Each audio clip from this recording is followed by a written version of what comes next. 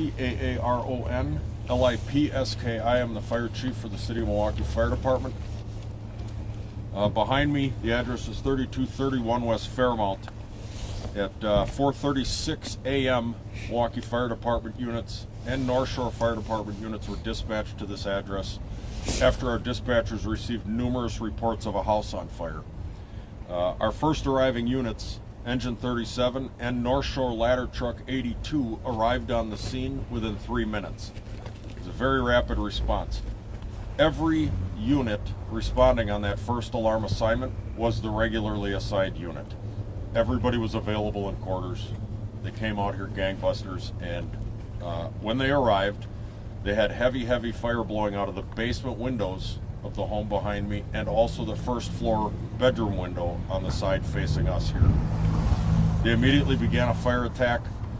They were informed pretty early on that there was likely people inside this home. So we make an extremely aggressive interior attack to attempt to locate and remove those victims. Firefighting operations and search and rescue operations happen at the same time. One, in this case, can't happen without the other based upon the heaviness of the burning and the extent inside the building to which the fire was occurring. This is, of course, hindered when our first hose line burst under the pressure of the water. A second hose line was put into place, and then a third additional hose lines throughout the operation. This all happens very quickly. You can't see it here, but directly across the street is a fire hydrant. The Milwaukee Waterworks does a fantastic job keeping those serviceable, so we had ready access to an endless supply of water. These things happen. We're putting these hoses under a tremendous amount of pressure. They do burst from time to time. Fire companies made entry, began extinguishing fire. There was an immense amount of fire, and they started to experience structural collapse on the inside of this home. First floor was falling into the basement, the second floor was falling into the first floor. As you might imagine, this is extremely hazardous, and at this moment in time where the firefighters are really laying it out, trying to get in to rescue the occupants, there's a tremendous amount of risk at that exact moment. Rescue 2 was able to locate and remove an 83-year-old male. That individual was found in the first floor kitchen. That person was removed. Our paramedic unit number 18, with the assistance of engine 9, tended to that patient. That patient subsequently passed away.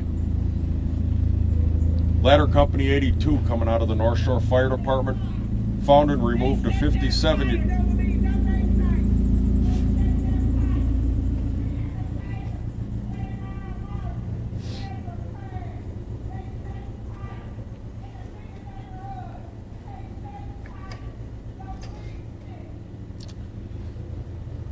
Truck 82, coming out of the North Shore Fire Department, found and removed a 57-year-old male out of the first floor living room.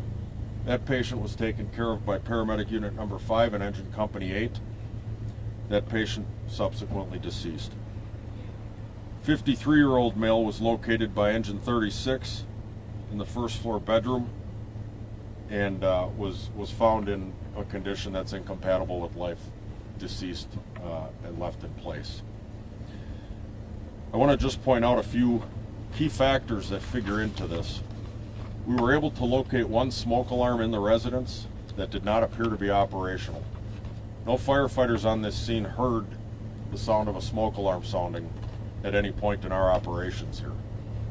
That's critically important because that smoke alarm can really provide an early alert for people. 4:30 in the morning is an absolutely horrible time for people who have been sleeping all night.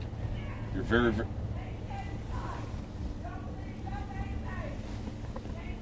not picking that up. Yeah, that's all right.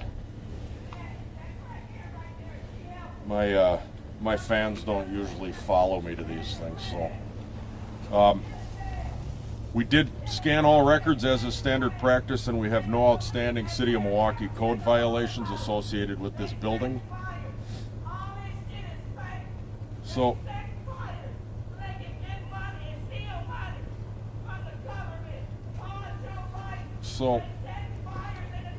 I want to just give you a little bit of a review here. That 2021 we had 14 fire fatalities. 2022 we had 17.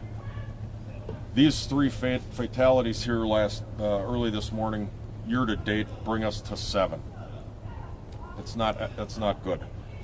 The building is a total loss. It has been subject to be raised with the Department of Neighborhood Services.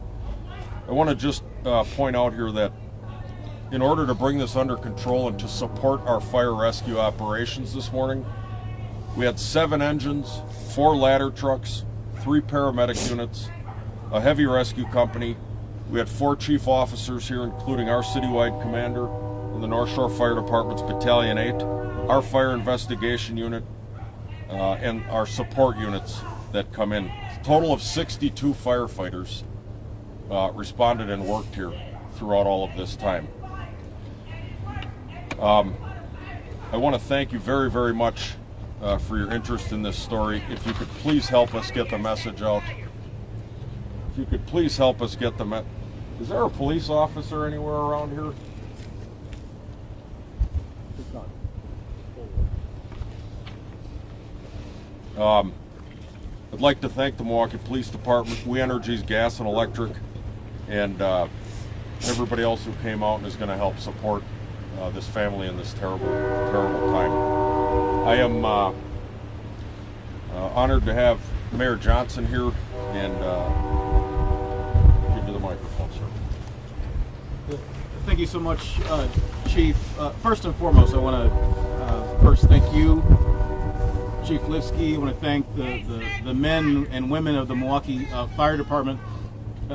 What you see before you is a tragic fire that has had deadly consequences in our city, and it takes brave men and women, special men and women, those of whom will serve on our fire service in the city of Milwaukee, to take their own safety out of the equation to go in to make sure that they protect and serve people who live in places like this, who experiences fires like we saw early this morning. So I want to thank you again, Chief, and thank the Milwaukee Fire Department for all your work on this. Second of all, I think it's extremely important for us to note that when something like this happens, that the fire department does what it routinely does and blankets the area to make sure that people around this community know about the importance of having working smoke detectors in their homes. Just weeks ago, we had daylight savings, and that's the reminder twice a year to make sure that your batteries are in your smoke detectors, that you test the alarm, that you make sure that these devices work, because they save lives in your home in the event of a fire like the one that we saw just this morning here. And lastly, to not be incredibly long before you, I want to give my sincere condolences on behalf of the city of Milwaukee to the occupants of this property and their family who have suffered an unimaginable loss because of the devastating fire that we saw here. So again, I want to thank you, Chief. I want to thank the Milwaukee Fire Department for all the work that you do to keep Milwaukee safe. Thank you.